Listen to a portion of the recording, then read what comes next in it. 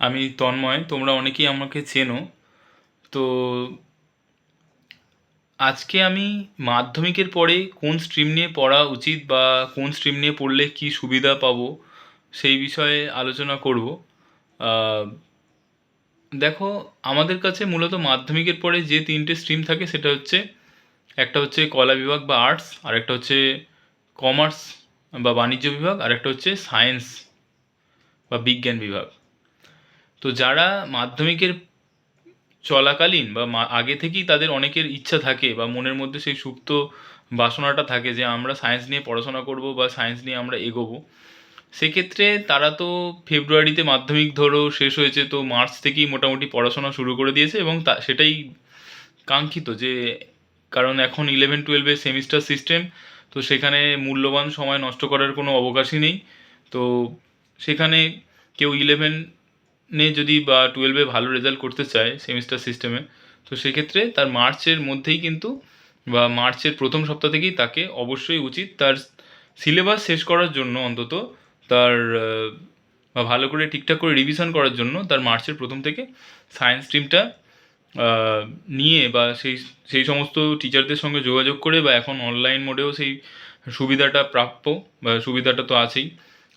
তো সেখানে আমরা কিন্তু নির্দ্বিধায় শুরু করে দিতে পারি। কিন্তু অনেকের মনের মধ্যে একটা ডায়লেমা থাকে যে আমি সায়েন্সটা নেব কেন। কেউ কিন্তু মাধ্যমিক স্তর পর্যন্ত সায়েন্সটা ভালো লাগে, সেখান থেকে সে সায়েন্সের প্রতি প্রথম থেকেই ভালোবাসা জন্মে যায়, সেটা নেয়। কিন্তু অনেকে আছে, তারা কিন্তু ভাবে যে তারা অ্যাকচুয়ালি বুঝতে পারে না যে আমার কী নেওয়া উচিত, মানে আমি কী নিয়ে পড়বো। তারা সেক্ষেত্রে অনেক সময় তাদের মাধ্যমিকের নাম্বার কত পাবে সেটার জন্য অপেক্ষা করে থাকে। কিন্তু আমি মনে করি এটা একেবারেই অনুচিত। মাধ্যমিকের নম্বরের ভিত্তিতে তোমার কখনোই সায়েন্স নেওয়া উচিত নয়।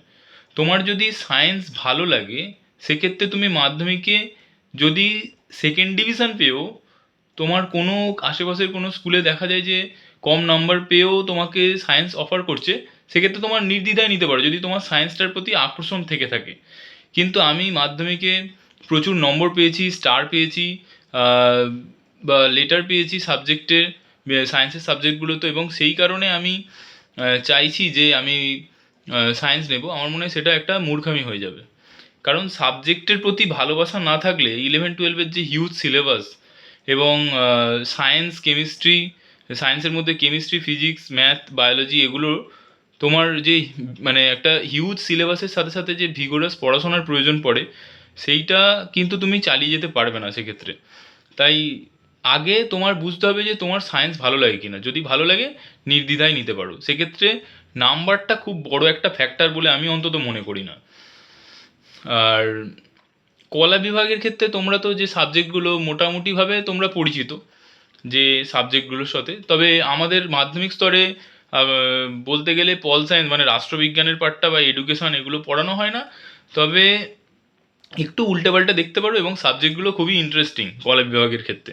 এবং নির্দ্বিধায় যাদের ভালো লাগে কলা বিভাগ বা আর্টসের সাবজেক্টগুলো, সেটা তারা কিন্তু নিতেই পারো, ঠিক আছে। এবং অনেকে তোমাকে ডিমোটিভেট করবে হয়তো যে আমি কমার্স, এই সরি, আর্টসের যে সাবজেক্টগুলো আছে এগুলো তুমি নিয়ে ভবিষ্যতে তোমার জীবন অন্ধকার, তুমি এগোতেই পারবে না। এগুলো কিন্তু একেবারেই, মানে আমার মনে হয় এগুলো একদম মূর্খামি, মানে এগুলোকে তোমায় মিসগাইড করা।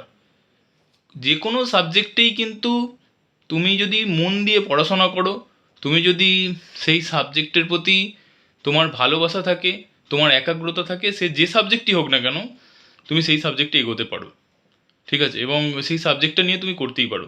আমার একটা যেটা মনে হয় যে, যে সাবজেক্টটা আমার ভালো লাগে না, শুধুমাত্র এই সাবজেক্টে কেরিয়ার হতে পারে, সেই জন্য জোর করে মনের ইচ্ছার বিরুদ্ধে গিয়ে কখনো সেখানে সাফল্য পাওয়া যাবে না।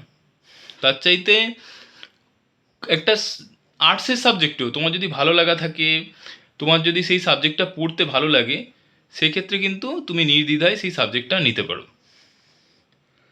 আর যেটা বলার, সেটা হচ্ছে কমার্স। কমার্সের ক্ষেত্রে কী বলো তো ব্যাপারটা, কমার্সটা সম্পর্কে আমরা একেবারেই এর সিলেবাস বা এর যে পাঠ্যক্রম বলো বা বিষয়টা বা স্ট্রিমটা কেমন, সে বিষয়ে আমাদের কিন্তু একেবারেই কোনো নলেজ থাকে না। কারণ বিশেষ করে আমরা যারা West Bengal board of secondary এডুকেশনের মধ্যে মানে দশম শ্রেণী পর্যন্ত পড়াশোনা করেছি, সেখানে কিন্তু আমরা আমাদের কমার্স বলে কোনো বা বাণিজ্য বিভাগ বলে বা এই সাবজেক্ট ওরিয়েন্টেড বা কিছুই আমাদের কিন্তু থাকে না। আমরা সেক্ষেত্রে একেবারেই মানে অন্ধের মতো বলতে গেলে এই সাবজেক্টটাকে নিতে হয়। তো সেক্ষেত্রে আমার মনে হয় যাদের সায়েন্স নেওয়ার মতো ক্ষমতা নেই বা সায়েন্স বুঝতে বা পড়তে ভালো লাগে না, এবং আর্টসের সাবজেক্টের যেগুলোতে একটু মুখস্থ করতে হয় কিছুটা হলেও, এবং সেই সাবজেক্টের প্রতি আর্টসেও অনেকটাই পরিশ্রমসাধ্য ব্যাপার, সেখানে মুখস্থ করতে হয় অনেকটাই, এবং ভালোই তোমাকে যদি ভালো রেজাল্ট করতে চাও সেখানে যদি আহ, মানে খাটতে হবে তোমাকে অনেক।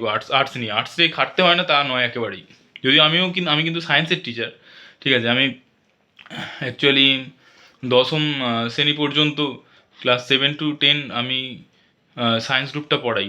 ম্যাথ, লাইফ সায়েন্স আর ফিজিক্যাল সায়েন্স, 11-12 বায়োলজি পড়াই।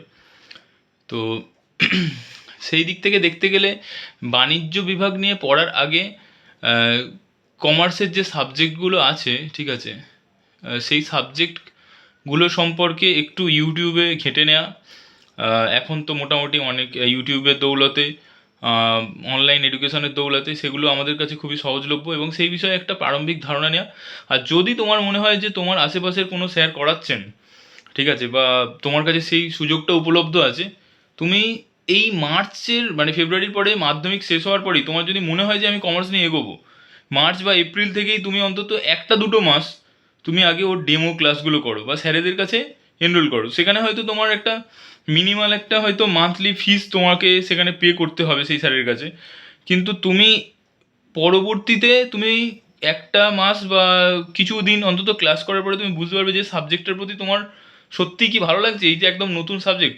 নাহলে তুমি একটা ধরো মাধ্যমিকের রেজাল্টের পরে সেখানে তুমি সাবজেক্টটা নিয়ে নিলে, তারপরে তোমার ভালো লাগছে না, তখন তুমি কি করে করবে? একই জিনিস কিন্তু তোমার সায়েন্সের ক্ষেত্রেও প্রযোজ্য বলে আমি মনে করি। আগে থেকে তুমি যদি পড়াশোনা শুরু না করো, মাধ্যমিকের রেজাল্ট কি হবে, সেখানে নাম্বার কি পাবো, সেইটার জন্য অপেক্ষা করতে থাকো, তাহলে মনে হয় সেটা ভীষণ ভীষণ বোকামো হবে, ভীষণ মূর্খামি হবে। কারণ ততক্ষণে দেখবে অনেকের অনেক সিলেবাস শেষ হয়ে গেছে, অনেকটা এগিয়ে গেছে, আর তুমি অপেক্ষা করেছিলে যে আমি মাধ্যমিকে কি ফার্স্ট ডিভিশন পাবো, মাধ্যমিকের নাম্বারের ভিত্তিতে কি কোনো ভালো স্কুলে অ্যাডমিশন পাবো, তারপরে আমি শুরু করব। তো এই ভুলটা কিন্তু করো না, ঠিক আছে। আজকে এইটুকুই। Thank you.